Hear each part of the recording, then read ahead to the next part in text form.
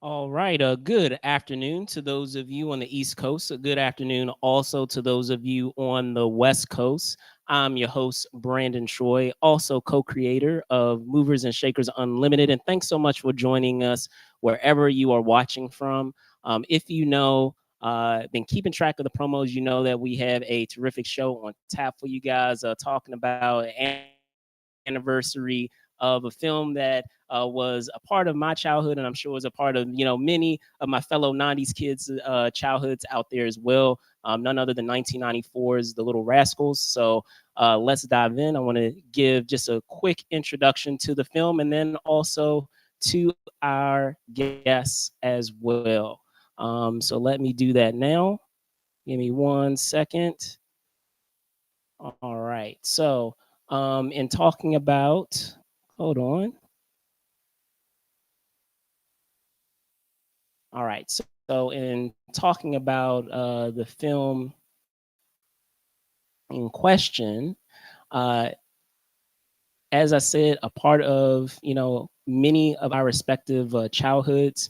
1994's The Little Rascals, based on a series of short films in the 1920s, 30s, and 40s called Our Gang.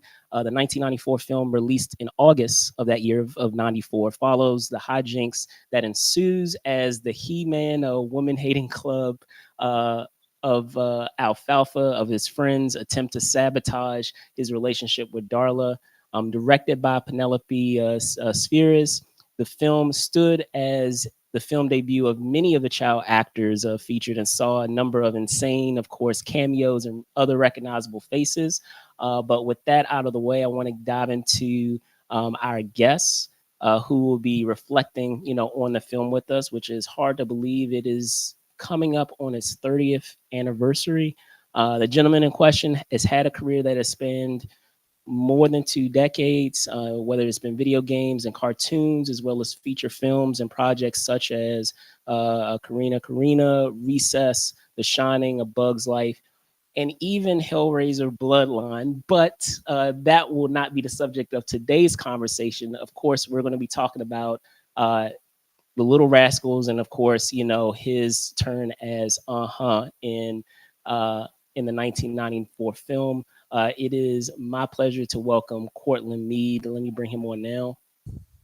See, give me 1 second. Here we go. What's What's up? How you doing, Brandon? good? Good, good. How are you doing, man? Good, man. Good. Just enjoying my weekend. Thank you for the kind introduction. Thanks for bringing me Absolutely. on too. Absolutely, absolutely. So, just diving in, man, just talking about, just reflecting back on just the film in and of itself. I mean, I know there are probably a lot of components of it in which you can look back on it or you can remember it just like it was yesterday. But just initial impressions of knowing that it's been nearly 30 years. Yeah, it's definitely dating me, right? So I just had my He's what dating both 30? of us, man. So don't worry, Yeah, he's dating both of no, us. this is all just the grays kind of filling in over here, but Right, right, right. yeah, I mean it's crazy to think 30 years. I turned 37 this year. you know and it's just crazy how time flies. I have a 5-year old, so we had watched the Little Rascals with her recently. I want to say probably within the last year, and she she enjoyed it. She really identified with a lot of the kids, and but she couldn't understand that that was dad. Because I'm old. That was me as the kid. So a lot of fun. Right, right, right. And yeah, it's crazy to think 30 years, but here we are, and God bless it, we're still Here here. we So are. yeah, yeah, Here we absolutely. are. So, as I said, just diving in and talking about how that involvement with the film came to be. Can you talk a bit of being able to book that film and how that all came about? Because as I said, there were a lot of you have a lot of your co-stars who were this was their debut, and that wasn't the case for you. You had done a little bit of stuff prior to Little Rascals, so it was a different dynamic, but still curious to know like how that all like played out? Yeah, so the audition process, I remember bits and pieces, but nothing substantial. I remember, I think, more of what my mom told me. you know, because I think, Okay. I started in the industry when I was about 3.5 years old, and I, Right. I grew up doing a lot of commercials and some TV work. I was on a daytime soap for a little while. I don't know how Ah, many The Young and episodes, the but Restless, right? Young and the The Young and the Restless. Yep. Restless. Yeah. No, only reason why I know The Young and the Restless. So, shout You're a out huge fan, to I'm my. sure. No, I'm saying shout out to my great great three times over aunt who was in her 80s at the time. She's since passed away in her hundreds. But when she was babysitting me, she was in her 80s. And she used to have a lineup of soap operas that she would watch when she was babysitting me. And by default, being what, 6, 7 years old, I'm watching those shows. So like I think it was like Young and the Restless, Bold and the Beautiful, like One Life to Live, like General Oh, of Hospital. course. So You know yeah, all of so them. like she Yeah. had like a definitive like lineup and schedule of like the shows that like soap operas that she would watch, and Young and the Restless, I recall, was one of them. So Oh, that's and I was awesome. looking, back through your yeah, I was looking back through your through your filmography, and I was like, Young and the Restless, like, okay, okay, and it was starting to come back, flood back, like, oh yeah, yeah, I do remember you being in Young and Restless. So, Yeah. but yeah, sorry, continue. No, no, I was just, God bless those fans too. I mean, uh, really passionate fans, and obviously I don't get recognized nearly as much as I did when I was younger, but I had some really, really passionate, loving fans that obviously loved the show and would send all sorts of mail and getting recognized and people just kind of coming up and hugging me. I think I remember at some point. So yeah, really fun. But back to our what you'd asked me before. I had done a number of different projects kind of leading up to the Little Rascals. So for me, I think you go on as an actor, so many auditions, it kind of just all runs together, right? For some, Yeah, they do. especially when They you're do. that young, you're just okay, going, okay, we got another one, call back here, and so for me, I didn't really remember too much of uh, the audition process. So I would probably have to ask, whoever was there, right? My mom, for details. Gotcha. But I know, we'd come back, we'd done, the initial, the addition or the initial audition, and then call back, and then so on and so forth. So, and I think it was a large casting, um, you know, uh, It scouting had to that have they been. were doing, Yeah, it right? So, had to have been. Yeah. and I think initially I had read for Spanky or something like that, and just ended up getting Okay. the Aha role, which is great, and I'm really blessed to just be a part of it, and you know, um, just really excited to to see the younger generation getting excited about it again. I think it kind of had this resurgence while being on Netflix as of recently, and the younger kind of generation was kind of geeking out about it. So I'm thankful that it's kind of stood the test of time. And it's funny, I giggled a little bit when you said He-Man Women Haters Club, because I'm like, oh no, what are they gonna do? Like, oh, Right. Yeah. Exactly. so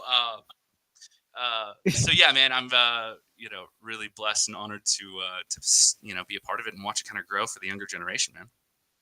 Absolutely. And I'll get into this briefly. A lot of times I like to get into this and and talking about, a lot of the anniversaries of cherished, films, TV shows, what have you. And, at that time, as you said, you were quite young. So was there, really a process that you had in terms of like shaping a role, or was it, you just tried to approach it however way the best you could at that time with just the the basics of like making sure you had your lines down.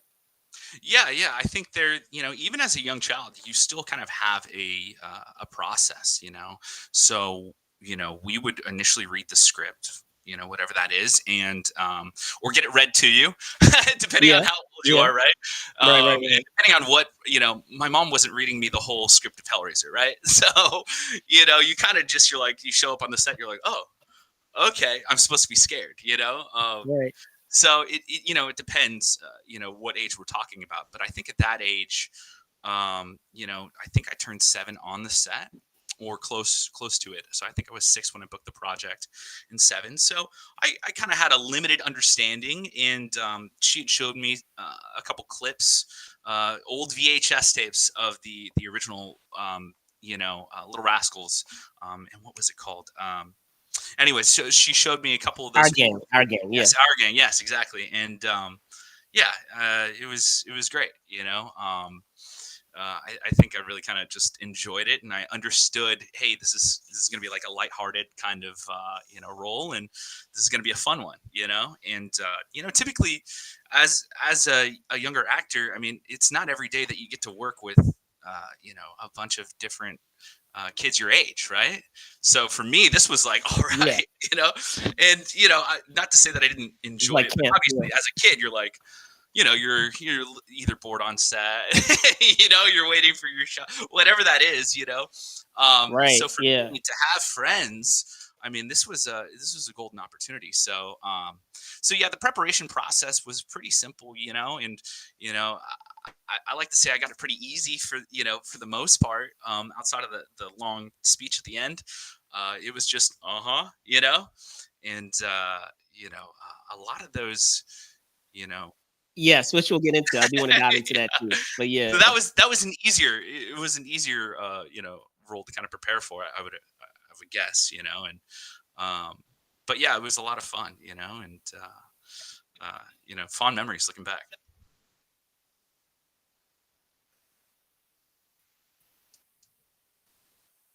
Way into just the idea of some of the tools that as you become more sophisticated as an actor that you try to develop on your own. But I feel like your filmmaker, your director was trying, helped you guys along with that, and that was developing that camaraderie and that rapport with your fellow co-stars. So is there truth to that fact of the that Easter egg that we have of like the like like Wave and some of the other components were things that she utilized to kind of create that family type of dynamic. Because I understand it, like she hugged, each of the kids every day, like everyone in the cast, like in the ensemble, like just to make sure that everyone felt like they were, a part of the Oh group. yeah, oh yeah, that's true. Yeah, And I think I even have a couple pictures of just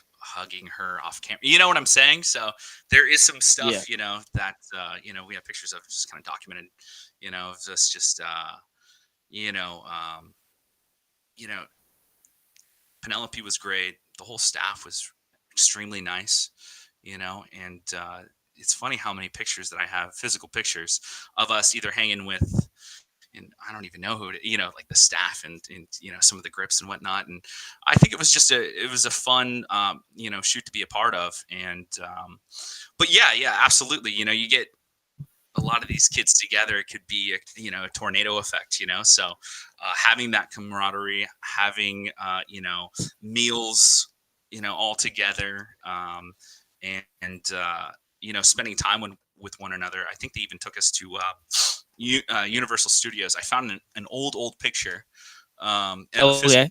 right? Like this is like an OG. So this is, I don't know if Oh you can kind of see wow. that, but yeah, that's Wow, hold up, i'm most gonna i'm of gonna us. solo you real quick. Yeah, yeah. So an old school picture of us at I think Universal Studios. So there was definitely that aspect of like, hey, can we get all the kids together, and we're sharing time with each other, and really getting to know one another, and the moms were all getting to know one another either, or too. So I think it was great to kind of create that and foster that uh, you know on set.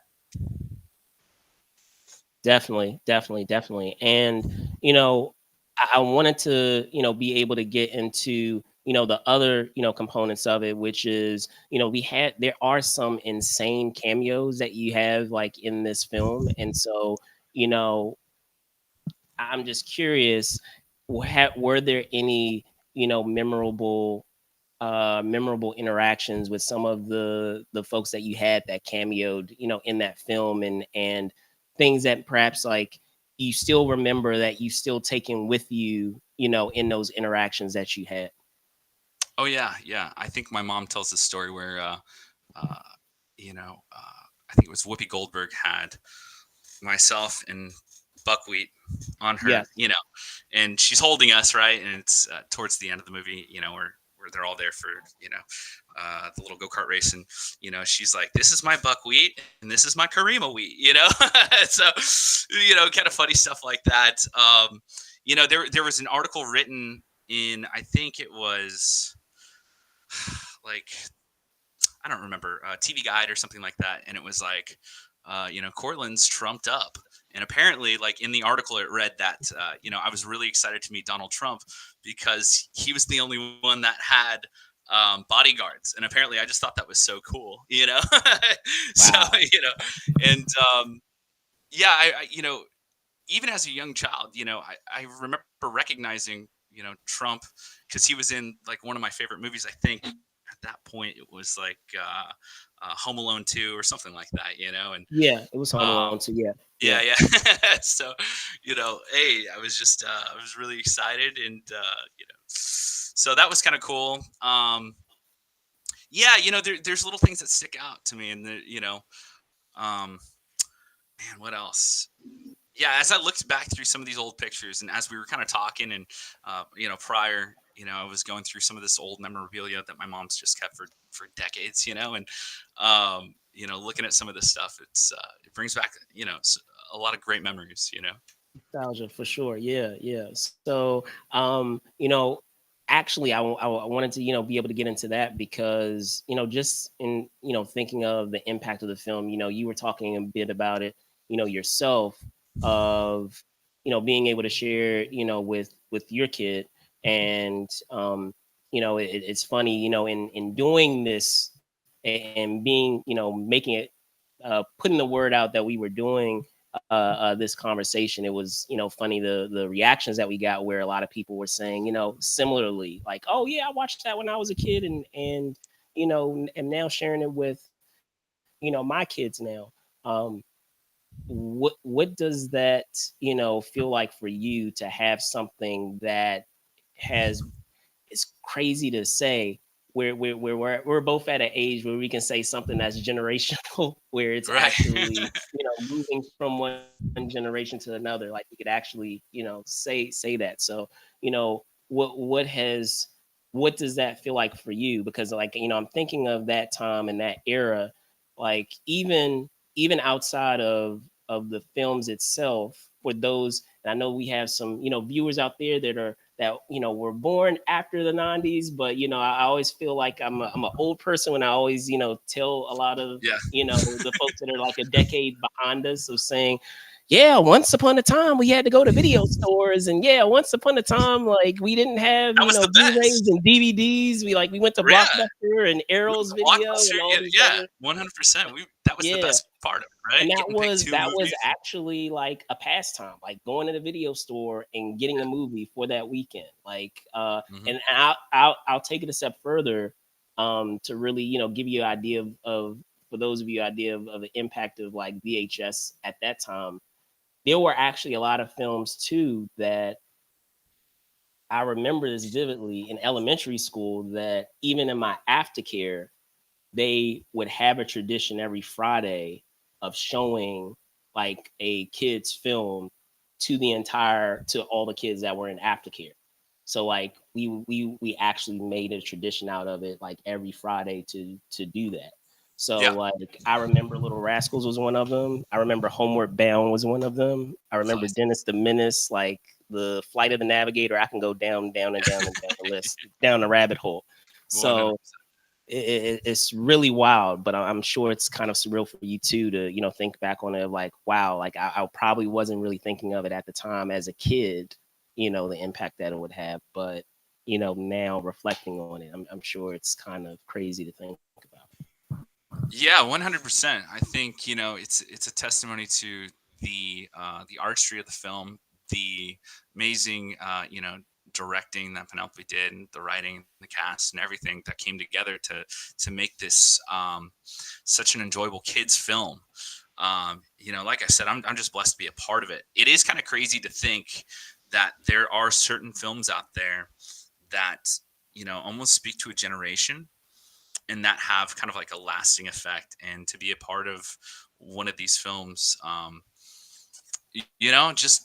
just amazing. I mean, it's really really cool. And with it being a kids film, you can share that, like you said, with the younger generation, and they still appreciate it and they still love it. And you were there at Terracon, right? So I was Yes. I was out there for we were promoting The Shining mainly, and some of the other horror films that I was in. And um, but I had a number of people come up to me, and all they wanted to talk about was Little Rascals. And It was the it's great, Rascals. Yeah. as long as you're not asking me to stick a pencil at my nose, like we're cool, man, you know. And mind you, that wasn't in the script either. Like, that was just me probably just bored, so there was nothing in the script that Awesome. said stick a Awesome. pencil up your nose. But 7-year-old me, I'm over here, um so it's really cool. I think the more you think about it, because you don't think about it as as a kid, and as you get older, people are keep asking about it, or keep referencing it, or in pop culture. um it's just crazy that it's stood the testament of time. 30 years later, here we are, we're still kind of talking about it, and it's still impacting people's lives. They still show it to their kids or grandkids, whatever. It's really just a blessing, man. I mean, it's super cool. So yeah, just it's so funny too, because the film is really great. And even watching it with my daughter, she was laughing at some of the jokes. And when Bug Hall, he's got the bubbles coming out of his mouth. She Right. was Right. cracking Right. up. So, and a lot of those gags I know were pulled from the original too. So it just goes to show that it's just funny. Yeah. I Yeah. think that's why people kind of get a kick out of it, because these tiny little kids, just making everybody laugh. So it's cool, man. I'm I was really. gonna say, in speaking of those gags like you were referencing, Mhm. I can appreciate this because we've spoken about this offline of having that acting background as a Mhm. child, but I feel like it kind of gets taken for granted for those who are on the other side of it, that are just on the outside. They're not on the inside baseball of movies, of the movie making process. So. Yeah. Uh, and speaking of like the gags and how physical they were, could you talk a bit about how how those came about, or maybe perhaps how what the feeling was on set, with a lot of the parents of having their kids in a lot of these gags that are, yes, they're funny, but they're Right. actually quite dangerous and life Yeah. threatening too. Like, Of course. I Your mean, I'm just 4-year-old thinking up on I'm a thinking a fire on a hose, hose, like, yeah, and he's on yeah, a one of the harness, hose, like, I'm thinking, yeah, Yeah, but yeah. I'm thinking of that scene. I mean, I'm thinking of the scene of jumping into the mud with the, our two villains, of them having to plant like face first into the Mhm. mud. I'm even thinking about the go kart. Like, that was quite dangerous. But I'm just curious on was there, did, like, for that scene, for example, was that, if, and maybe you might not remember, but if you do, like, was that a scene that you recall taking quite a long time in order to be able to choreograph? Because I know you weren't physically in that entire Right. sequence, but you were in part of it, so I'm sure they still Yeah, had yeah. you kind of like hanging around while they were doing it. So Yeah, I remember it being, number one, really hot, and wearing a wool cap. So I think we were shooting. It had to be sometime in the summer, because I just remember it being so hot. yeah, And I remember them creating that whole carnival scene, and all of us kids are oohing and awing at some of the fun stuff, all the balloons, and all the right, fun stuff. I was there for part of the go kart, I think, race. But yes. for the most part, I think all of us kids were like, we just want to go in that thing, right? We just Right, want to right, get in there right. and drive that. Like, we wanted to do some donuts or whatever. But that obviously that was all shot, with stunt drivers and whatnot, and with some of the other, I was there for the fire hose scene, and I think I was carrying the bucket and doing some of that stuff. And Travis, who played Spanky, was up on the harness, and I remember him having to be put in that harness and whatnot. So thankfully, I don't think I, outside of being put in a trash can, and I was, was probably doing that anyways at 7, getting into mischief. Um, I wasn't really a part of any of those scenes for this film. Now there was, in some of the other work I've done, some, stunts, if you will, whether that be with a harness or falling down or, you know whatever that looks like. So for this film, I was safe. But yeah, I mean, they took care of us. They made sure everything was safe, and you had all the parents out there and all the cast and crew. You gotta forget about this. From an actor's point of view, they're like, I get this question all the time. Well, was the movie scary? Talking about Hellraiser, The Shining, and I'm like, no. There's like 30 other people looking at you. You're just trying to not look at them or look at the camera, so to speak. Right, So, right. you know, so yeah, I got off pretty easy with that one. Gotcha. And I mean, you talked about it at the top, but I wanted to be able to come full circle with it of your monologue, at the end of the film. Yeah, I still know And it. yeah, uh feel free. But no, I was gonna say, in speaking of that monologue, um, I feel like I do, it's like one of my favorite scenes from the film, because of just that dynamic of, obviously what you expect about and then what you come to find, what he reveals. So was all of that written there, or was, were similar to what you were saying with what you had, like with the pencil, up your nose, I were the ad libbed components all of that. that No, I'm you just kind of added? kidding. No, yeah. No, that was all in the script. That was all in the script. I don't think I knew half those words. Obviously Okay. from Well, watching it, yeah, you can see yeah. it Some of it was was pretty kind of hard for me sophisticated, to but yeah. articulate. Still kind of is, but Yes. that was all in the script. And Cool. great gag.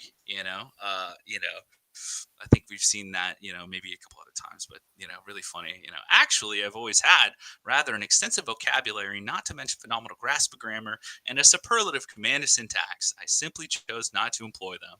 Oh, dang. So, yeah, uh, Cool. Cool. I don't think I'll ever forget it. I've done it Right. a couple, probably 1,000 times, but it's great. Awesome. It's a lot of fun, and I like to see people kind of light up when I say it, or completely like, oh, I missed that part of the movie. Right. So we're at the part of the show where, I always give our guests, the opportunity to reflect on just overall, you know things such as what was my favorite thing. I mean, you touched on it right now, but maybe there's some other things that you forgot to add that you feel like are you're most proud of. And then, we'll give you an opportunity to say, maybe I wanted to do this differently, or I wish I had an opportunity to do such and such. You can do it in however order you want, so we can start with either. I'll leave it up to you as our guest. Yeah, like I said, I mean, I'm just thankful that to be a part of this film. I'm just happy to and blessed to be a part of it. I think the most impactful thing for me is obviously seeing the generation, the new generation, and then obviously our age, people really adoring the film, and really identifying with it, and finding joy. I've had people tell me that they've watched the film whatever 50, 100 times or something like that, which was probably like The Sandlot for me. Like that was Oh yeah. like Oh my yeah. movie. I remember saying that too. Oh yeah. Um, but I think just seeing how it's impacted people, and brought joy, and a lot of fun to people's lives, and the younger generation. I think it's just gonna.